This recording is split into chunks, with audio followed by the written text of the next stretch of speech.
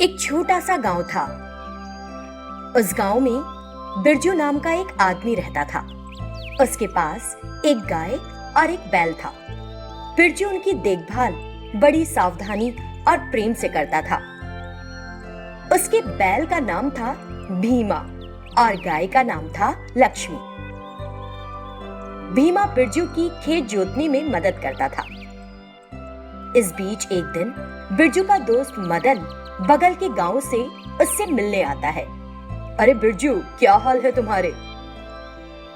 मैं ठीक हूँ मदन, क्या तुम अभी अभी आए हो?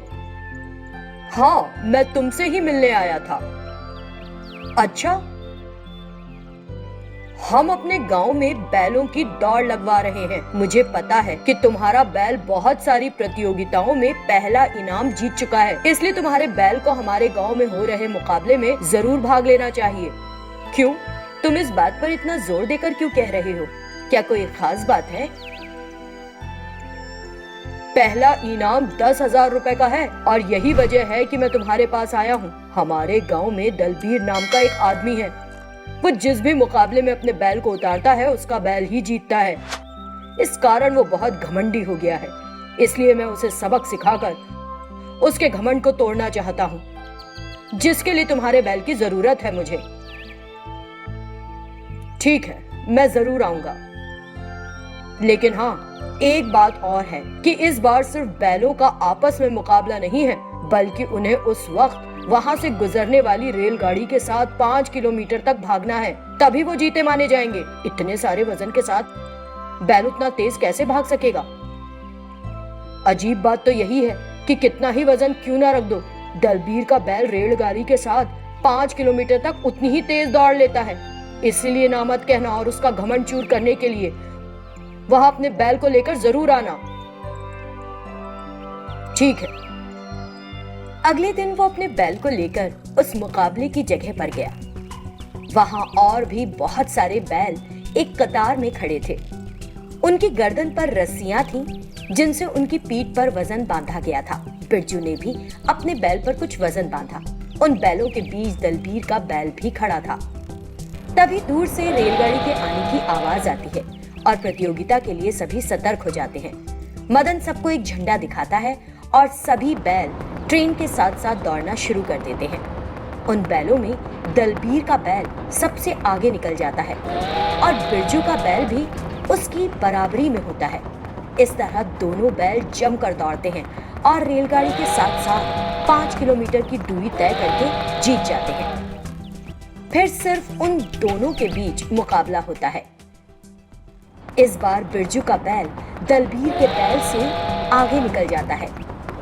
इस तरह उसके बैल भीमा को पहला इनाम मिलता है और दूसरे स्थान पर आता है दलबीर का बैल। तब मदन दलबीर से कहता है, तुमने देखा ना कि वो बैल तुम्हारे बैल से कैसे जीत गया? अब तुम्हारा घमंड कहाँ गया? ये कहते हुए मदन जोर से हंस पड़ा। ये दलबीर के लिए बहुत अपमान की बात हुई और उसके चेहरे पर गुस्सा दिखाई दिया। तुम इतने नाराज क्यों हो? मैं यही बात तुमसे सबके सामने कल के मुकाबले में भी कहूंगा। फिर बिरजू ने वहां खड़े सभी लोगों से कहा, आप सबका आज यहाँ आने के लिए बहुत बहुत धन्यवाद। साथ ही आपके लिए एक और रोमांचक बात है।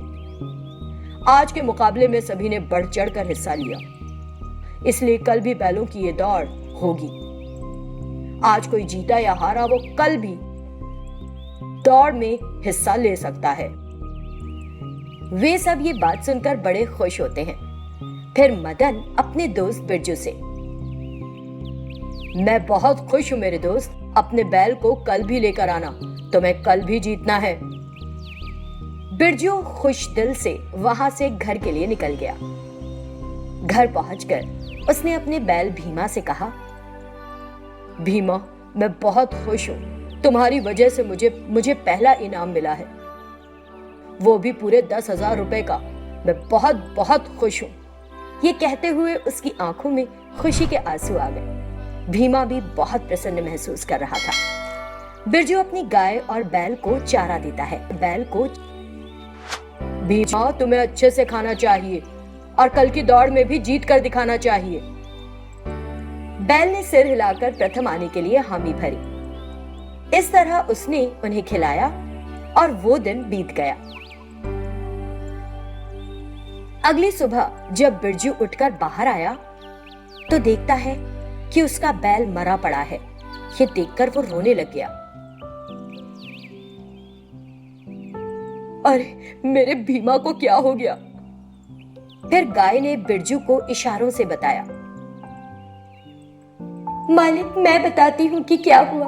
एक आदमी रात में यहाँ आया था और भीमा को कुछ खिला दिया। भीमा खाते ही नीचे गिर पड़ा। मैं रात भर रंभाती रही और तुम्हें पुकारती रही, लेकिन तुम गहरी नींद में थे और उठे नहीं। अगर तुम उठ जाते तो भीमा शायद बच जाता। उसने इशारों से बताया और रोने लगी।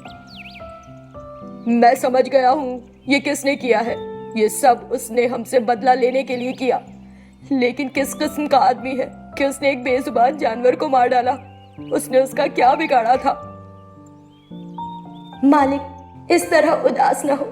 भीमा की जगह मैं भाग लूंगी प्रतियोगिता में। मैं उसका सिर नीचा करके रहूंगी। लेकिन तुम गर्भवती हो, इतना वजन कैसे उठा पाओगी? मैं तुम्हें भी नहीं खोना चाहता लक्ष्मी। मेरे मालिक, अगर मुझे कुछ हो जाता है तो समझूंगी मैंने तुम्हारा कर्ज चुका दिया। अगर तुम कल वहां नहीं गए तो लोग ये कहकर तुम्हारा मजाक उड़ाएंगे कि तुम उस बैल के डर से नहीं आए। तुम्हें मेरी कसम है, तुम मुझे ले जाने के लिए मना मत करो। उसके ऐसा कहने पर वो मना नहीं कर पाता। दोनों अगले दिन वहां पहुंच जाते हैं। सब गाय को देखकर हैरान हो जाते हैं। फिर लक्ष्मी और दलबीर के बैल के बीच दौड़ शुरू होती है। गाय रेलगाड़ी के साथ साथ भागने की बहुत कोशिश करती है, लेकिन दुख की बात कि दौड़ने के बाद वो नीचे गिर पड़ती है। दलबीर का बैल ये देख लेता है और उससे कहता है,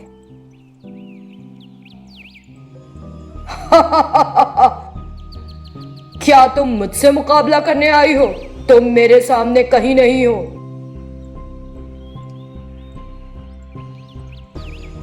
मुझे पता है, लेकिन यहाँ आने के पीछे एक महत्वपूर्ण कारण है। ईश्वर सब जानता है, वो मुझे ही जिताएगा। ये कहते हुए गाय रोने लगी। ये गाय इतना दुखी क्यों है? बैल गाय से पूछता है। तब गाय उसे सारी बात बता देती है। बैल का दिल उसकी बात सुनकर पसीज जाता है। लक्ष्मी, तुम किसी भी हालत में जीतोगी। मैं अपने मालिक को सबक सिखाना चाहता हूँ। थोड़ी हिम्मत जुटाकर दौड़ने के लिए तैयार हो जाओ। गाय खड़ी हो जाती है और दौड़ में हिस्सा लेती है और प्रतियोगिता जीत जाती है। ये जानकर दलबीर अपने बैल से कहता है, क्या हो गया था तुमको? तुम ढंग से दौड़े क्यों नहीं? ये मैंने तुम्हें समझाने के लिए किया है। तुमने एक निर्दोष जानवर की हत्या की, इसीलिए किया मैंने ऐसा। तब बिरजू आकर उससे कहता है, तुमसे ज्यादा समझदारी तो तुम्हारे बैल में है। तुमने बिना किसी कसूर के मेरे बैल को मार डाला। तुम में इंसानियत नहीं है बिल्कुल। उसने कहा। दलबीर को अपने किए का एहसास हुआ। मुझे माफ कर दो, मैंने बहुत बड़ी गलती की है, लेकिन मरे को फिर से तो जिंदा नहीं कर सकता। तुम उसके बदले में मेरा बैल ले जाओ। मैं इन जानवरों के सामने खुद को बहुत छोटा महसूस कर रहा हूँ। मुझसे कहीं ज्यादा आत्मसम्मान है इनमें। वो माफी मांगता है और अपना बैल उसे देकर वहां से चला जाता है।